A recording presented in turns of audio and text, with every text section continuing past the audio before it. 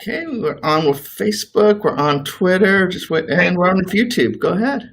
Oh, cool. Well, good morning from the West Coast. I guess good afternoon in other places. Co-founder Doobie Mosley is in the center, and then we've got Ben, our buddy, and also owner of Laughing Place. And then my name is Rebekah, and we're just going to be chatting about what's going on in the Disney headlines, what's going on, what we can expect to see in the coming week, and some of the topics that are being discussed in the world of Disney. And I guess the first thing we're going to start with today is our sports coming to Disney's Wide World of Sports in Orlando area. Well, I guess technically this is Lake Buena Vista? Would that be the geographic term for it? Yeah, I think so. We're not quite sure where one ends and one begins. Yeah, one of the two.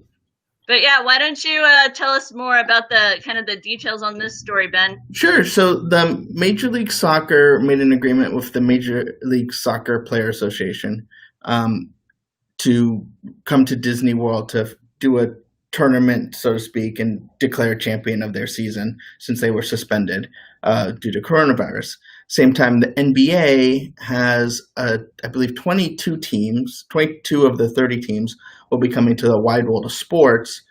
It's super complicated how they're doing it. It's like if the 8th team wins the first game, so there's a whole situation. They're going to do a little bit of a regular season, a possible sort of play-in tournament, and then the NBA playoffs at the Wide World of Sports complex at Disney. Now, it should be known that this is not something guests will be able to view there. They're not going to have attendees or anything like that. Okay. Presumably, many of the games will be broadcast on ESPN as well as Major League Soccer's and the NBA's other rights holders. But they're going to at least sort of kick off the return of sports. And it's just interesting, just because the way Disney World is, it's going to be sort of the center of the sports world for a little bit, which is kind of funny considering how long that place has been there. And it's never really, besides some spring training games, there was a couple, regular season baseball games for a couple years with the Rays. But it's like now it's like, that it's like, I don't know, even it's like New York City in normal times is going to be Walt Disney World. Okay, personal anecdote. 20 years ago, more than that now, when Doobie and I were on our honeymoon in Orlando at Walt Disney World, it was late night. Magic Kingdom was closed. It was, what was it, like 1:30 in the morning? And we were hungry and we knew everything was going to be. I think it was more like it was really late, yeah. And all the stands had been closed as we were leaving Magic Kingdom. And then we realized that our food court was going to be closed when we got back to the hotel. And we were like, we're hungry. We need food. So I opened up this guidebook and it says the All-Star Cafe is open until 2 a.m. And I'm like, woohoo! So we drive out towards what was it called Wide World of Sports Complex at that time? Or did it have a different name? No ESPN. No branding. That's right. So we drive out there and it's like pitch black dark. There's like no lights, no nothing. So we're very confused. And then I look and I see that in very small print underneath it, it said, like opening in June of whatever year we were there, and we were there in January. So it was like that was going to be its operating, but it hadn't opened yet. So instead we ended up at the Taco Bell at Crossroads. Oh, Crossroads. Yeah, I know. Just how God. But there you go. Personal anecdote about Wide World. But yeah, no, I'm very excited to because it had been showcased as a more like high school and college games were happening there. Mm-hmm. I know that 3 of us have attended training camp for Tampa there, and we've seen the Braves play spring training games there, and then obviously attended a few Run Disney Expos at the enormous is this still at Jurgen Center, or has that changed branding too? Not Jurgen. No, is it Jurgen? No, it's changed. I forget. I think it's the Visa Center now. Is it Visa Center? Because it was 3 arenas. One now there's 3. Oh, wow. Because they built the new one that was mainly for cheer, but they can still play basketball there. But Rebekah, by the way, missed the most important thing we ever did there, which was Mike and Mike the Mess. Oh, that was epic. That was so good. Back in the glory days, Mike and Mike. Yeah, I see Melanie. Melanie is questioning if Disney may finally break even on the cost of building the sports complex. Do you remember back in the day after they built it, there was talk that they were going to build like a sports theme park next to it, like that was the theme, which never sounded like a good idea. But I can't believe that place makes a lot of money. They're constantly having events there. Plus, they bring so many people to the pop century. I mean, I always heard it was more of a heads and bits thing, where it was, it was trying to get you to go there to fill the room nights, right? And visit the parks as a way to draw gate. I think as time has evolved, it's ended up making some money from event management, because a lot of the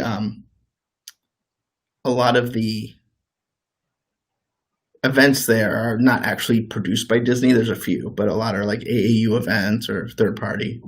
Do you think when the players go back to their hotel, they're going to be able to watch on the internal TV system, like all their highlights from the day, like they promised us way back when? Yeah, because I think the internal TV system has ESPN. Okay. That's not what they were referring to back then, though. No. Is all the ESPN studio type stuff that they were doing at that sports complex, did that play a role in this? What is it? Sabermetrics, all the way that sports have become so much more like analytics and all that. Did they play a role in that, or is that a completely separate? I think they did more regarding like sport technology with like in terms of the broadcast. Not this, but an example being like the K zone or the 10-yard line on in a football game. They tested some technology out there. I don't know anything that came of it. Not saying nothing did. I'm just not aware of anything. But those sort of broadcast innovations happen there. Okay. I think it was called the ESPN Innovation Center, and they would just it was a couple ESPN employees who would brainstorm new things. They could try it on a AAU game, and it didn't really matter as much as using it on an NBA game and screwing it all up. Do you remember the time we went there to watch the Harlem Globetrotters play, and then we got to go to a TV in the hallway to see it in 3D? Yeah, I remember someone coming up to me and was like, "Oh, if you go over here, you can see the Harlem Globetrotters play in 3D." And I'm like, or I can just look at them and they're in 3D. Yeah, that's when I knew ESPN 3D was going to be in trouble.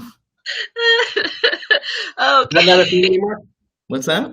ESPN 3D doesn't exist anymore? No. Are you guys ready to move on to the next topic at hand, or do we need to? Okay. Well, I think we could at least mention. I think we mostly talk about soccer, but the NBA's got to be there, right? Oh, that's true. Yeah, that's an even bigger deal. Do we? No, I said I just felt like that's the 22-team tournament. Oh, yeah, you did. that's what we talked about that. But the one thing we didn't talk about was: do we know that they're staying at the Coronado, or is it out there that they might stay at the Coronado? I think that is. I don't think it's final. I don't think they've signed the final deal with the NBAPA because I think there's still talk of like, depending on your seating, which you get to pick your hotel because they're trying to find a way to preserve home court advantage. There was even talk of like being able to import your home court to the Wide World of Sports complex. It would be much better. You don't get to pick your own hotel; you get to pick your opponent's hotel. Could you imagine NBA players staying at like one of those all-star beds? Yeah, that would be great.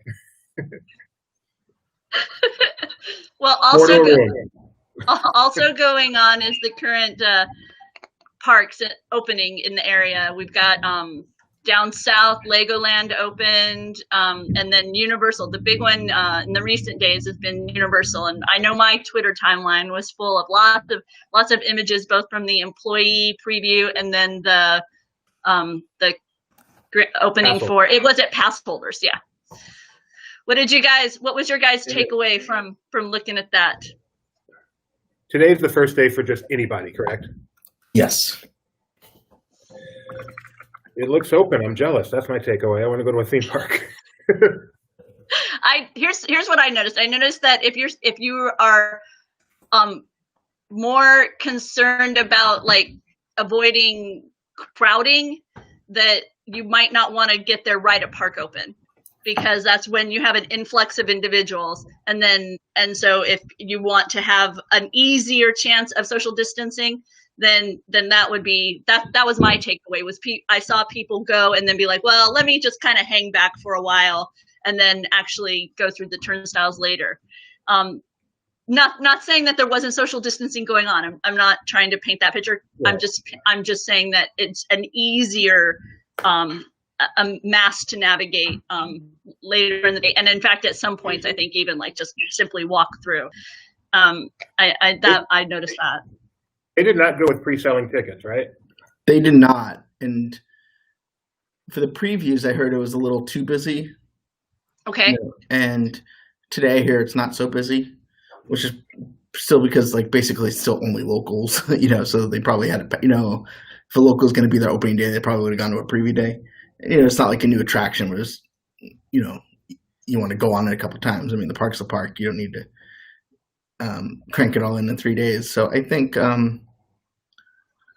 hindsight being what it is, it probably was okay to not do pre-sale, or reservations, because they don't have the demand. Now, I mean, I wouldn't jump to the conclusion that means Disney shouldn't, because Disney will be a month later, and they will also sort of, who knows what the world will look like then. It's easier to remove reservations than to instigate reservations. So. Right. Yeah, I'm just looking at my timeline now, and it seems pretty low attended right now today. The place is wide open. So. But, I think what's interesting is basically everyone, Disney World's still frozen in that, if you had a reservation before, it's still there, but they're not accepting new reservations at this time. So I think Disney's still trying to figure that out, what their future looks like. But, at least we're seeing Shanghai even continuing to relax their restrictions, and we're getting, every day we're getting closer, and casts are starting to come back, which is obviously important, in order to get the thing going. So I think by the time you see the NBA and Major League Soccer getting there, we'll start to see, what's Disney going to look like longer term. Cool. When they haven't said anything about Tokyo reopening, right? No, well, they did say that they're not ready to reopen. The state of emergency is over there where they couldn't reopen. But last I checked, they're still evaluating and getting their stuff and ducks in a row. Probably fairly soon, though, but I just don't know when. And I'm just saying, I'm sure you guys know, Universal Japan opens June 8th. Mm-hmm. Just 3 days away. It's all very exciting. The world is coming back. Yep. And then coming June 10th, I know in our family we're very, very excited about this, is the Star Wars Jedi Temple Challenge. It's going to be hosted by Ahmed Best, who was the reference model. Is that how I don't know the official title, but he was the voice and the actor that was the model for Jar Jar Binks. Well, I mean, he did it. I mean, it was mocap, so he was on set. Mocap. I was just trying to remember what the word was, because obviously that's not. I'm not looking at Ahmed on. Yeah, I would just say he did the performance, and then because I think a reference model is more like you think of like. Thank you. No, I was struggling. I'm like, I can't remember the exact word. Yeah, he was the performance actor of the motion capture. They call that Andy Circusing now. Right. Yeah. I mean, yeah. And so I'm trying to think what they call it, but they just call him like the performer. It's more like the visual effects are around his performance. That's why it's so unfair that Ahmed Best wasn't nominated for supporting actor for that movie. Yeah, I don't think. Gideon, we were watching some of the promotional materials on YouTube, and Gideon was saying that it reminds him of Legends of the Hidden Temple Star Wars edition. A lot of people have called this Legends of the Jedi Temple. Yep. So I'm totally excited for it. I can't wait. So next week we only have a few more days until we get to experience that fun. And Yeah, that's now on going the to Star be Wars Kids YouTube channel. right. I was going to say that's now going to be on the Star Wars Kids YouTube channel. Yeah, which begs a lot, because it was announced for Disney Plus. I think we're maybe learning that the game show format's not so great on Disney Plus. And Gideon, our son, he's 11 years old, and I'll tell you, he is way more likely to watch it if it's on YouTube than it is on Disney Plus. I mean, it's the reality of the situation I'm seeing in his consumer habits here at the house. If I direct him towards something, I typically get a much more favorable reaction by the fact it's on YouTube than other outlets, which is fascinating. YouTube learned scripted doesn't work on YouTube, but no, that's true. I think these sort of like fun activities, like, I think a lot of stuff that is, I think reality in terms of like a documentary works fine on Disney Plus, but some of the more game show, completely unscripted, not very produced in angle, like Imagineering Story belongs on Disney Plus. But like a shop class just feels a little bit more YouTube-y, and it's probably a better format for him. How about the Fib show? The show, what's that called? What's My Fib? The Big Fib. Where's that belong? I mean, I think that would have been good on YouTube. I mean, I enjoyed it. I don't want to. It's nothing about the quality of the show. It just, especially when you dump 15 episodes, it just doesn't feel the same as. No one wants to binge a game show. Can we talk about the Big Fib for just a moment, because we've all seen it? Just a little heads up for people who are going to watch it. The first round, it's geared towards kids, right? The target audience, right? But if you're grown up watching it, kind of the first round is fun, madcap fun. And then when you go into the second round, now it's not quite as zany. So don't be put off by, because honestly, I think about 2 minutes in, I was like, I can't do this, but let me see how it ends up. And then when I fast forwarded to the next portion, I was like, oh wait, this is like a different show. So don't tune out too quickly if the zaniness of the open kind of puts you off. Yeah, I mean, for the most part, I was able to figure them out, but I could see that, it's not like it's obvious after that first sort of silly round. There were 2 people who I knew personally, so that made it like, oh, well, that's Dan Slott. Of course, he's the expert, but so it's kind of ruined the episode. But, normally, unless you're like, Jeopardy level smart, it's going to be hard to figure out who's fibbing and not, because they're not like always lying. Like they will say a lot of truth. So you will be like, oh, I know that to be true. Maybe they're the guy, but then you go like, oh wait, but he still told a lie even though he had told the truth. Yes, and that's what I found more interesting about the second portion of it was more about learning things by filtering through what had been said. So the first one is very fun and very silly, but the second one is kind of a bit more grounded. So, the highlight is the what's the robot guy's name? Clive. He is definitely the highlight of the show.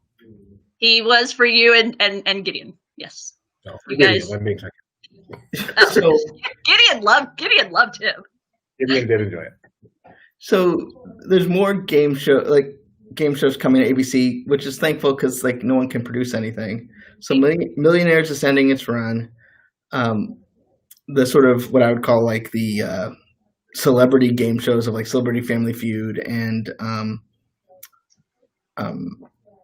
Match Game are back, which really isn't about winning money, but it's about celebrities saying weird things. And then you have Press Your Luck, which I didn't watch the first season when it came back, and I really enjoyed what they did with it, where it's like Press Your Luck Classic, and then this whole new game that's still fun. Yes. And then Holy Moly is back as Holy Moly 2, the sequel, which what I found funny about this is a lot of the Steph Curry bits are animated, which means what that's telling me is that they didn't get to film those yet. And so they are having him do voiceover and then animating the Steph Curry stuff because they couldn't get a camera crew. Oh, that's a fun thought because of COVID, I presume is what the right. So okay. and they have a new show I haven't seen yet because it hasn't premiered yet, but Don't, which is going to take the spot of Millionaire, which is a family game show, like almost like a Double Dare kind of stunt show, like a family stunt show.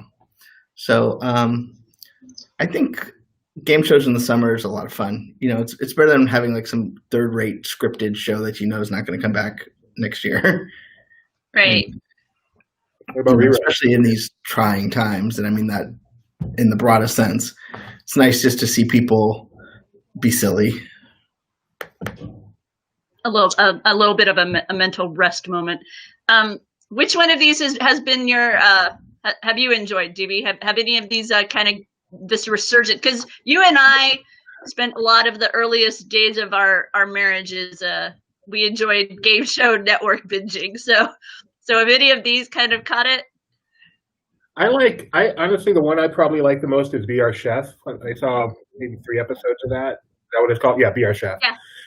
Part of what I like about it is it's taking place at Disney World, so you get to see some of the resort. But it's fun. I love the family stuff and seeing the whole family together. Yeah. That would probably be my favorite. Yeah. How to Lie is not my favorite. And shop class is okay. I'm pretty good with my hands, as Rebekah can attest. I'm very handy around the house. So shop class really spoke to me. Hey, Melanie. It's nice to have you here.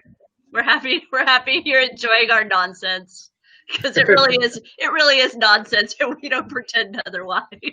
I'm very bad with my hands, other than at a keyboard. Did you guys see all the stuff they talked about during National Streaming Day, which I guess is a holiday that was created by Roku like 3 years ago, but everyone's like taking it on? Okay.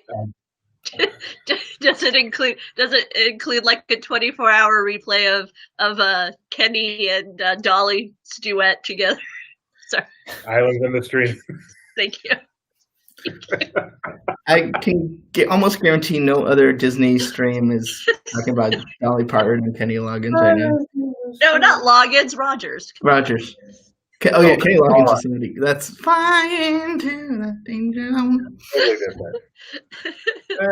Let's do a duet right now, Rebekah. Live on the air. Islands in the Stream. That is what we are. No, I can't. Oh my! So what's coming? Artemis Fowl is coming. I am really looking forward to Artemis Fowl, mostly because I'm really looking forward to the passionate fan base finally knowing whether or not they'll be disappointed, because I see a lot of excitement, and then the preview would come out and I see a lot of concern, and then it's not a series that I'm engaged in, but so I always enjoy that, and then I enjoy seeing what they liked and what they didn't, and so I'm eager for it to just finally be here, because it's been teased and talked and then moved, and wasn't it like in theaters and then now here, and then it's like the New Mutants of the Disney brand. It's like I mean, if they decide to make a sequel, they're gonna have to explain why the kid's 37 now. Oh, speaking of that, and speaking of LPP, I saw someone. Oh man, what was his name? James Earl. Who was the guy we always made fun of for how old he was on Hannah Montana? Oh, on Hannah Montana. Jason Earls. Someone posted Jason Earl and I don't know Wilford Brimley are the same age, and they were all shocked by it. Like, I feel so old. It wasn't Wilford Brimley. No, but there was something like that. And I'm like, no, you're not old. He's old. This isn't you. He was 40 when he was on the show. We were ahead of the curve on that one.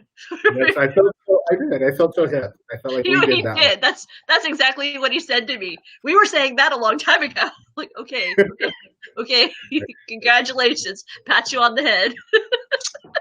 Hey, LPP. Yeah, you know me. Big Brian. Hey. It's just like the LPP, isn't it? That's cool. It's like a reunion. And here's something that I know Doobie's looking forward to. Hamilton.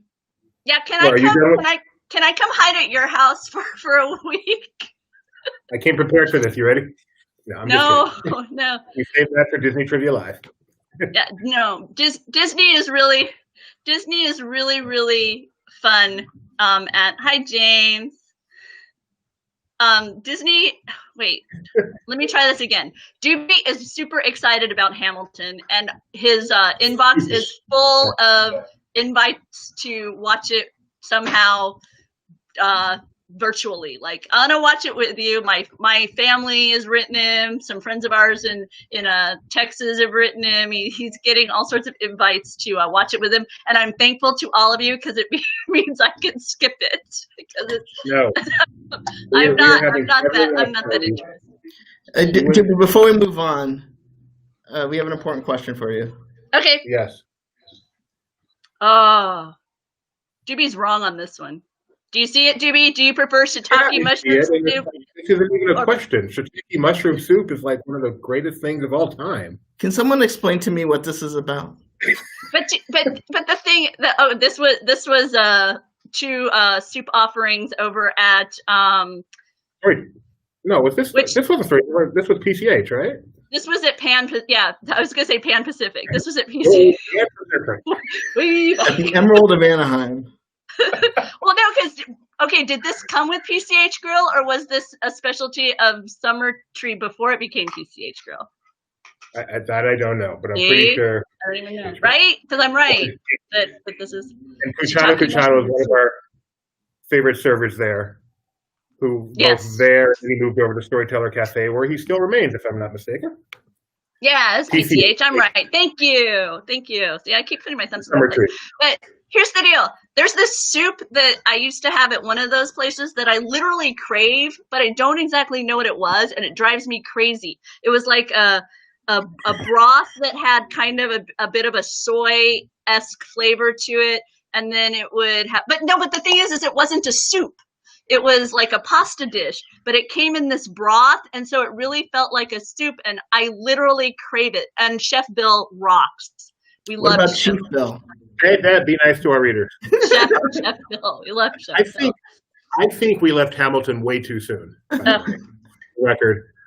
Hamilton is going to be so amazing. Do you think it's going to shatter Disney Plus viewing records? Seriously. I have no idea. I mean, I wouldn't be surprised. But, I mean, it would make sense. I'd be surprised if it doesn't. That is from when I went to see Hamilton in Los Angeles with my sister. Thank you, Benji. It was an amazing show. Me and my buddy Bob Iger saw that show together. I was going to say, you should really thank Bob Iger.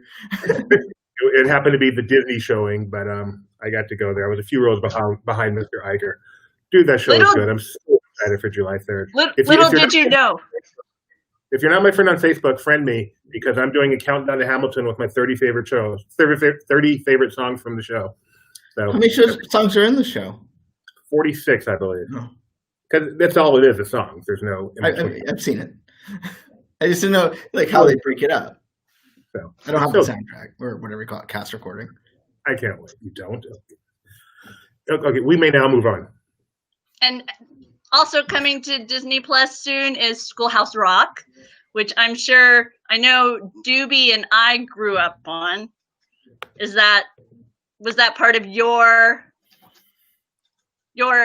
childhood weekends, Ben? Oh, yeah. Not my childhood weekends, but because my teachers were probably watching it as children, it was on forever. Right? So they'd be like, "Oh, the Constitution!" They'd be so excited to pop in the video, and be like, show something about that, or the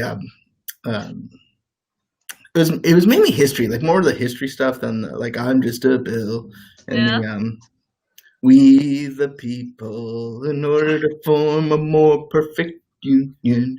Do you have a favorite Schoolhouse Rock song? I like Lolly, Lolly, Lolly. That was my first one.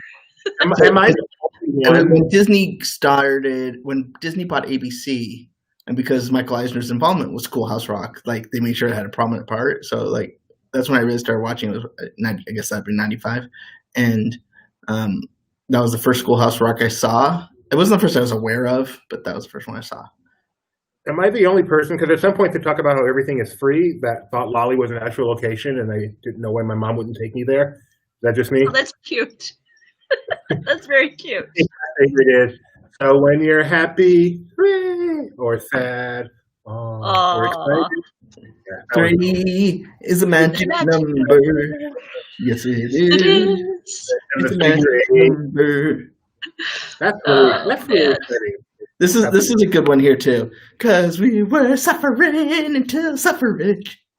That's See, the only reason I know I feel like 1919. I was gonna say I feel like some of those maybe came around after I had aged out, so I'm not quite as familiar with some as I am with others. I also like the reason for invention is necessity. That was one of my favorites. Mother The necessity. necessity, where would we be?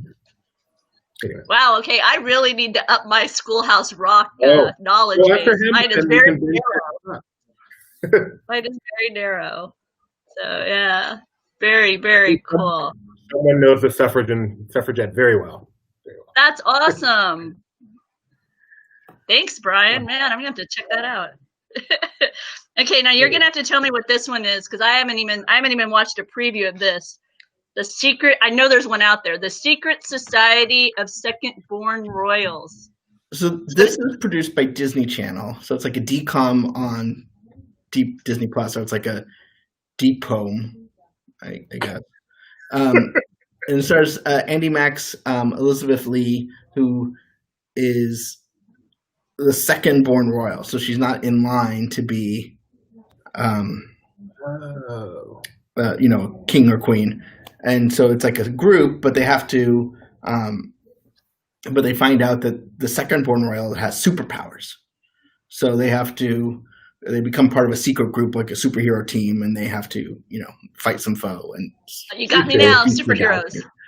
Okay, I'm sorry, but can I just say that this feels like, I'm very excited about it, but when you describe it and the title, it reminds me very much of the Barefoot Executive segment where, Kurt Russell is Abraham Lincoln's doctor's dog, because we know people love Abraham Lincoln. They like doctors and they like dogs. That's just kind of how that strikes me. People are really fascinated by royals. They're fascinated by superheroes, and it's secret society. That's how I felt about the Pirate and Princess Party. It was. Yes. Yes. And sometimes those are epic, and sometimes like Pirate and Princess Party, for whatever reason, even though it had the greatest fireworks show ever, right? That was pretty. Was it? No, or was it? Yeah, that was the one with the amazing fireworks show. Yeah. It became the Summer Nightastic fireworks show. Yeah. When is this coming, or is it already here and I just don't know it? July 17th. Woohoo! Happy birthday, Disneyland. Well, something else is happening that day. Happy birthday, Disneyland. Yeah, and okay, it's here for Disneyland too, if it's open. Yeah, I don't know. There's a lot of excitement about that possibility. I gather from various. Go ahead. That would seem like a good day to reopen it, like a rebirth kind of day. I don't know. I'm a little. Me personally, I'm a little nervous because that would be a highly popular day, and therefore very challenging and disappointing to have to limit. So it's like 6 of one, half dozen the other, right? Disney fans are very understanding. They don't get disappointed. They understand that things are tough, and one thing we know for sure is Disney fans keep calm, collected. Yeah, no. Okay, so let's talk about. There you go. There, see, Bill knows. It's Prince Harry, exactly. Oh, Bill, if you're watching, so I know we talked briefly about Artemis Fowl. He's going to be leading our Artemis Fowl coverage starting next Tuesday. So fantastic! I don't even know if he knows that yet, but congrats, Bill. That's exciting. Very cool. Is Artemis Fowl? I mean, I know, is Artemis Fowl the basis for it, a franchise, like something? It's a book franchise from Disney Publishing. Okay. Oh, Brian coming in with the correct. The Doug Marsh comment. Yeah, the very correct anniversary of the press preview of Disneyland. Yes. We will acknowledge that. Yes, it was not technically open to the public until the next day. So we got word that Muppets Now has a premiere date, the short form series coming to Disney Plus, of July 31st. Wow! So, end of summer. End of July. Very cool. That's going to be Muppet. Do we know much about it yet? Or do we have the title? Do we have a framework? Is it, they're trying to save the theater? That's a given. Thank you, Bill. I don't know. I know in the new episode, new issue of D23 magazine, they're going to have more about it. Oh, I know good. Scooter plays a role. And There's 6 episodes. if you go, all of when they announced the opening or premiere date, all the different Muppets tweeted different things. That's epic. I love this description. It says, it's a 6-episode season. Scooter rushes to make his delivery deadlines and upload the brand new Muppet series for streaming. That's like so meta. That is awesome. Cool. That is cool. It's so We meta know when I Ryan, we read it, love I you wasn't too. sure if it was right because I was like, That's so cool. Yeah, I hadn't seen much detail on it, so I wasn't sure if I just missed it or if they just hadn't really given much of a structure on it yet. So, and then Phineas and Ferb are coming back for a movie. yeah, and they premiered a new some new images.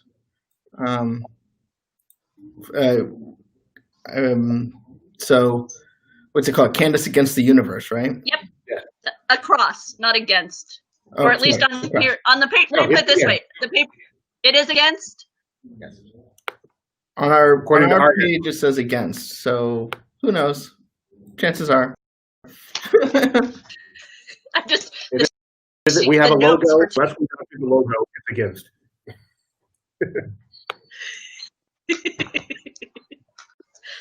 But let's see here if we can. Oh, let's, wait, try- I've let's, got- let's, let's get fancy with hang our on. production value. I received a very important message from my son. Again, Sorry about that. bummer. It was going so well. Rebecca. Let me add her in. There we go. There you go. Do you know what happened? No, I think it just I went there and said we lost the stream. Okay. Hey, Thank you for that. we're Just as still we were getting talking used to about our it, programming. We were just talking about that when it dropped. That's so funny. We're also getting an What's that? echo. No, I guess it's fine now. Okay. And then I guess neither of you watched this because it doesn't seem like you ever mentioned it, but Diary of the Future President was renewed for season 2. I've I heard good watched the things. pilot. Yeah, You watched I've the heard title? good things. Yeah, I I've watched heard the good pilot. Oh. Yes, it was good. It was good. I had no complaints about it. This is produced by CBS, and so I was just figured it like they bought it just because like they had no content and they just needed more help, like stuff until they could ramp up. And so I thought it wouldn't, the chances of renewal are fairly low. But then now there's no chance for renewal, new programming anyway, so you might as well renew what you got. So I enjoyed it towards the end. I think it got better. So Yeah, it's a Very decent show. nice. And a nice mid-range show. It's not for the tiny kids. It's not for adults. It's yeah, kind of the in-betweens. like a Disney Channel age. Yeah. And then I have one more image. I'm going to try and share the screen again, and hopefully it doesn't. No, it's good to test we'll it out again. Test it out. And I don't know if it's easy to full screen it when you do, but that would help. Yeah. Uh-oh, the hummingbirds are fighting over my feeder. Quick, turn the camera on. There they go. Oh, They seem to really have bought this in order to have more content because they have one more movie I think that's sort of in the can, which is that Ulysses and Leopold, or Leopold and Ulysses, or something like that.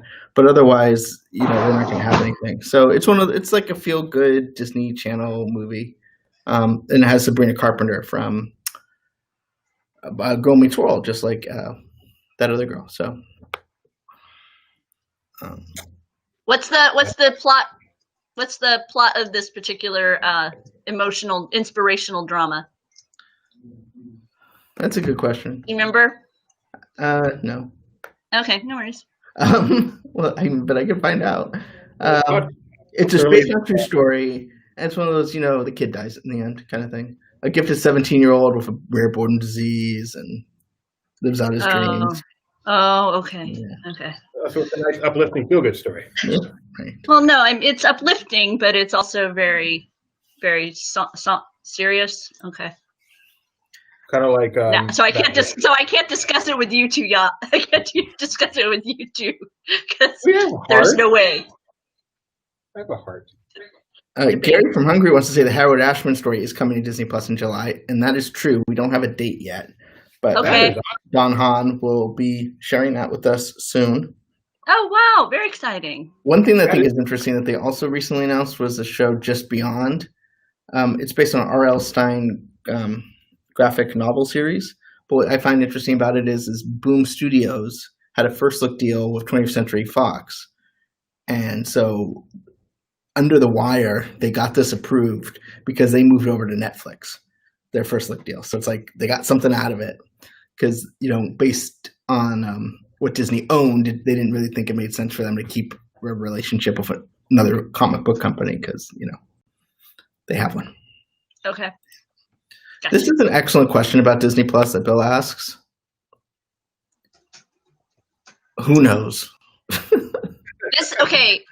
This is an ongoing pattern that we've noticed, and that is that classic content is announced as coming, and then it doesn't appear. Or I guess in the case of I Captured the King of the Leprechauns, it had an extremely small window of availability and then went away. As I understand it, right? Am I getting that right? Yep. So I'm wondering what's going on there, because I know that there's a part of the fan base that in some ways is kind of investing, like they're paying, they're not as wrapped up in a lot of the content, and they're kind of waiting for this to appear, and it just keeps not being there.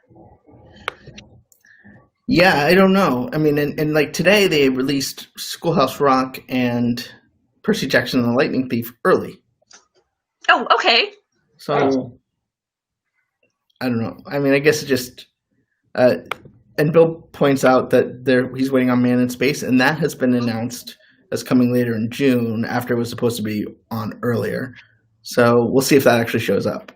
But because I know another one was Zorro. They announced Zorro, but it was very The Mask of Zorro. Nondescript. It was like just Zorro. No, but then there was, but there was something, but it was like one of those things where it was like you weren't really sure what it meant was coming, and then I don't even know what ended up, if anything ended up showing up. It's been very perplexing if you're somebody who's trying to get into that vault that Iger said was going to be opened wide. You're finding that there's less of that content than maybe we thought there'd be. I think maybe they saw that was Zorro and Son and decided not to move forward. Can you guess why I know Zorro and Son exists?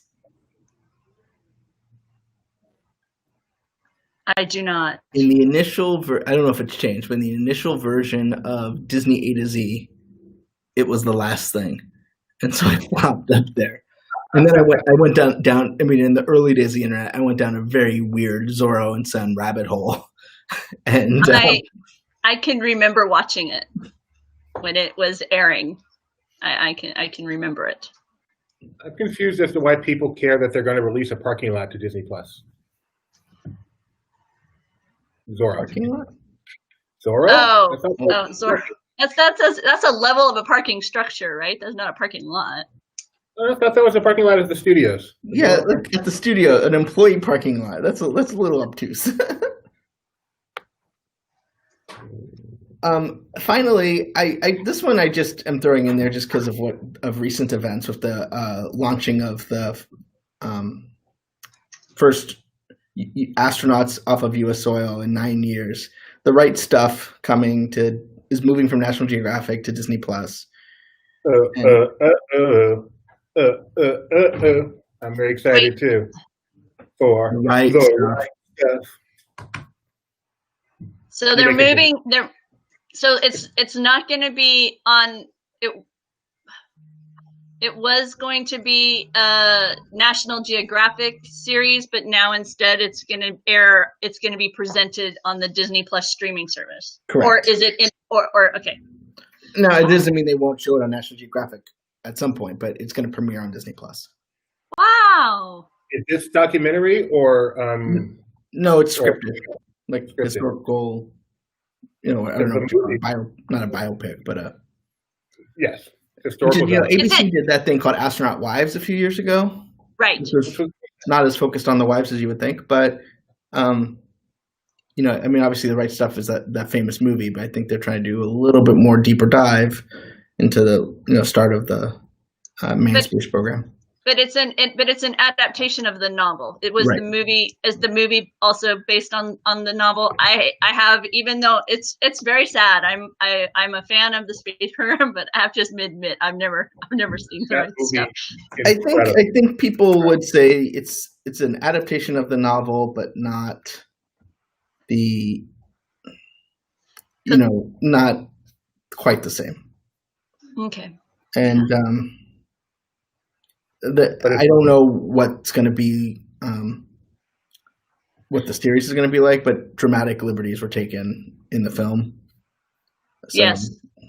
I mean, we don't know what the National Geographic version is, but we will soon. Excited for that one, very. Well, do we know anything you guys are looking forward to before we wrap up? Do you know how long The Right Stuff is? Like how many episodes? Yeah, or how many hours, probably more accurately. I don't know how many hours because I don't know how long episodes are. I was going to say, they're calling it an 8-part drama. It's 8-part. Yeah. I wonder how they're going to do it. Or I don't know. We'll find out. But very looking forward to that one. Yeah, I'm also curious to see if they're going to do it week by week or if it's going to be a dump. Oh, please, week by week. I'm not a fan of the dump. I mean, outside of normal situations. Are you a fan of the dump? Leave it in the comments.